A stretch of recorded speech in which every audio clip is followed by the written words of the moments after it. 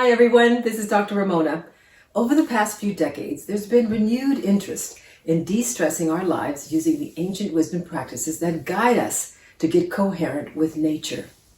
Now, the Japanese art of forest bathing, Shinrin-yoku, is a case in point. What's that?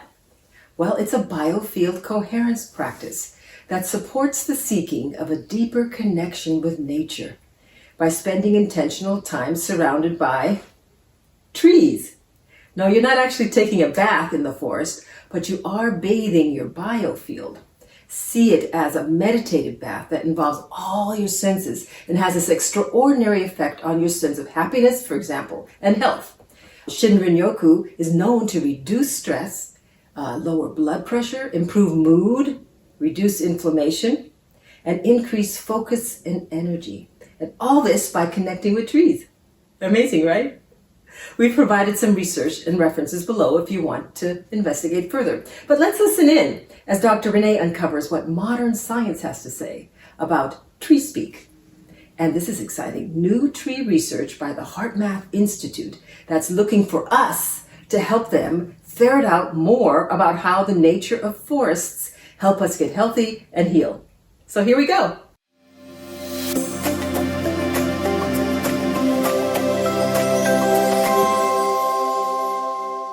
So what do you think? Are trees sentient? Are they intelligent? Do they have senses that bring them information about the world around them to help them navigate their tree world environment? You know, if you've ever spent any time in an old forest, like Dr. Ramona and I have in the Schwarzwald in Germany, you know that the answer to that question is, of course. Like we use our senses and our biofield to inform our being. What do we know about trees and how they inform themselves? Now, research has shown some intriguing answers for us recently. Trees do process information. They seem to sleep.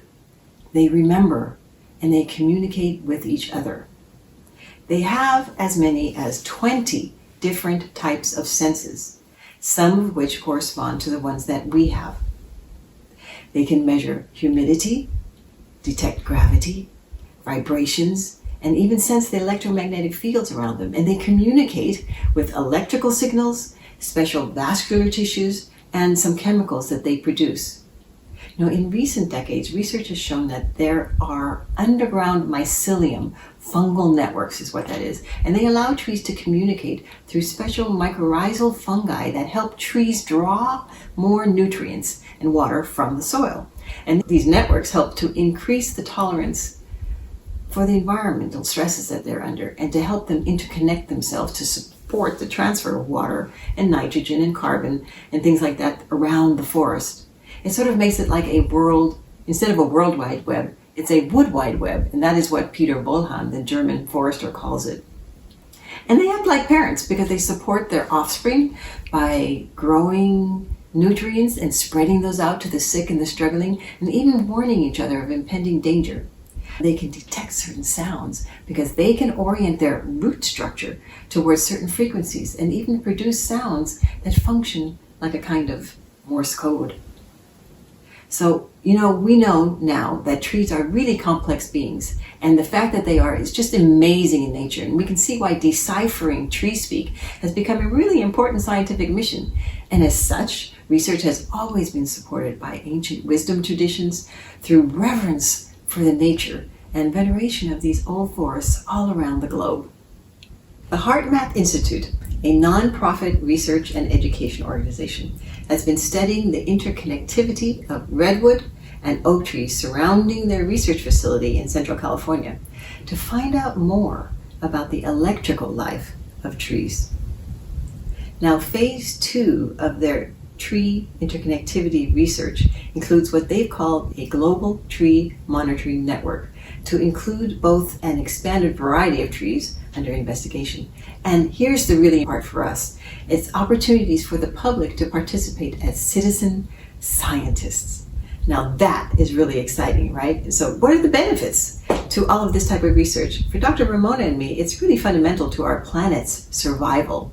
It's about transforming consciousness on our planet.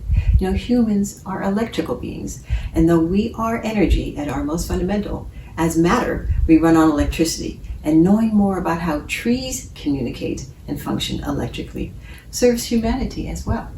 After all, trees are some of our first Gaians. And some of them have lived a long time, and they have really long lives and long memories. And we have no idea what gets passed on to future tree progeny, or what's encoded in their DNA or lives in their biofields as patterns of health and healing that affect us all. So is there such a thing as a forest biofield? HMI's research is just at the beginning of answering some of these questions. And their phase 2 research program is looking into providing a deeper understanding of how people and trees are connected, collecting information about how trees respond to human emotions, and specifically positive human emotions. And then we want to gather information, important data that may aid in the prediction of earthquakes. You know, tree roots are in the ground, and so maybe they get some information before we all do up here who live on top. Eventually, establish this global monitoring network that helps us to decipher changes all over our planet that will help us become more sensitive to the dangers that are affecting us during climate change. You know, based on the observations of oak and redwood trees in different locations of Heartmath Institute's California Research Center, the researchers there have learned some interesting things. Firstly, trees, like humans, have a circadian or day and night rhythm, and they can elicit positive feeling states in humans. And trees are individuals. Just like us, they have complex and different overall electrical voltage patterns, almost as if each of them has their own personality. And they also found out that trees provide Earth with oxygen and clear the air, without which we can't exist. So what can you do to help? Become a citizen scientist. We did it. Our backyard pine is now part of the Global Tree Monitoring Project, and we are so jazzed to be part of changing the landscape for trees and humans on our Earth. You could share this video. Who knows how many people will be inspired when we act together? You can also check out Heartmath's website, sign up for the newsletter, and hear about the latest research in finding information about tree interconnectivity. And you can also learn about trees and about their hidden life in the forest and their intelligence and all of the wisdom that they have. We have some resources provided for you if you check out the listing below. So hopefully today, Dr. Renee intrigued you enough to get involved in learning about the trees that sustain and support our lives on this planet and how they're necessary members of the web of life. You know, ultimately, learning about the many ways that trees reflect and respond to our human emotions is going to help us transform the ecosystem of the planet we call home. So however you choose to engage, just do it.